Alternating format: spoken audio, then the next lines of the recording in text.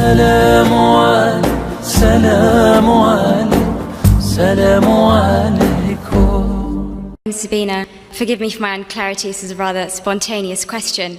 I have a friend, she's an atheist, and on our endless debates on the existence of God and all that we talk about, she has two claims, she makes two claims.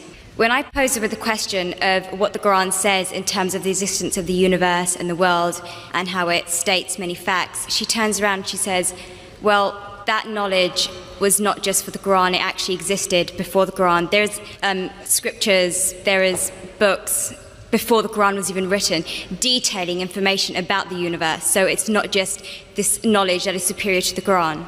What do I say back to that? Is she lying? Do scriptures exist? I mean, I have ignorance myself, but, you know, is this knowledge, like, was this available before the Quran was written? And secondly, another claim she makes is that I give the analogy of, you know, you have something in creation, who knows it? You know, the Creator will know about everything about it. And I talk about, you know, if there is no God, how can we possibly exist if you keep on going further and further and further and back? There's no end, and if there's no end, how do we exist? But then she says, well, from a religious point of view, you say, well, God is the end. Well, I say as an atheist, who says God is the end? Who created God? That's my question, thank you. Sister has posed two questions which are again common. The first question is that all the things mentioned in the Quran were already present before. So what's new? It's present in other scriptures and other books, etc. That's the first question. The second question is, who created God? As far as the first question is concerned, I do agree that certain things were present in time before the Quran, but they were not called as established facts. They were not called as established facts. For example, the thing I quoted that the sun, previously people thought that the sun rotating. There are certain things which were there in the Greek history and the philosophical history. But for example, when the Quran speaks about the spherical shape of the earth, these Greeks, they believed that the earth was spherical, but no one believed in them. So certain facts, not all, a small percentage, what the science has come to know today and what Quran mentions, were told by people previously, but they failed to realize that the same Greeks mentioned 100 other things which were unscientific. The same Greek even mentioned that the earth was center of the universe, which is totally wrong. So imagine if 100 points are mentioned and Muhammad Sallallahu Alaihi Wasallam picks up one which is correct. That's also not possible. So I do agree with you, sister, that certain things were mentioned before science established as a fact today. But these things weren't established that time. And to say that out of the 100 false things they mentioned, if one thing is right, to pick up the one correct thing is again also not possible. Once it's possible, but not thousands of times, sister.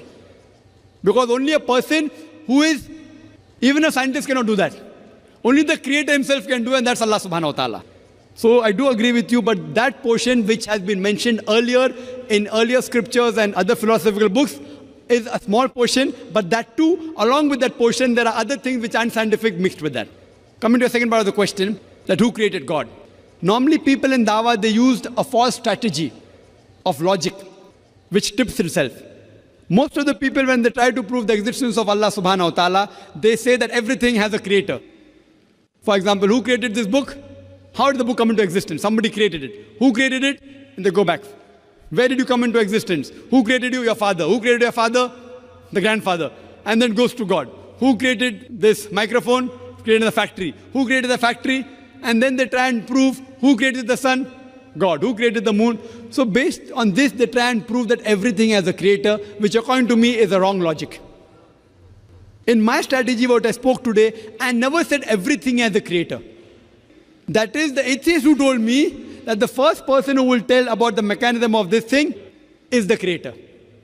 I never said that. I say every created thing has a creator. But by definition, Almighty God is uncreated. It is like there's a person, suppose my friend, he comes and tells me that my brother John was admitted in the hospital. He gave birth to a baby. Was it a girl or a boy? Can you guess, sister? Was it a girl or a boy? Brother John gave birth to a baby. Was it a girl or a boy? Brother John was admitted to the hospital. He gave birth to a baby. Was it a girl or a boy?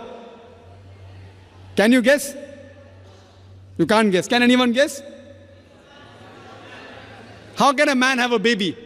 So to ask the question, he gave birth to a baby, whether a girl or a boy, is illogical. The same thing, the definition of Allah is uncreated. The moment you say who created Allah, he ceases to be Allah. Therefore, the definition of God is uncreated. Therefore, Almighty God has got no creator, if He is a true Almighty God. Hope that answers the question.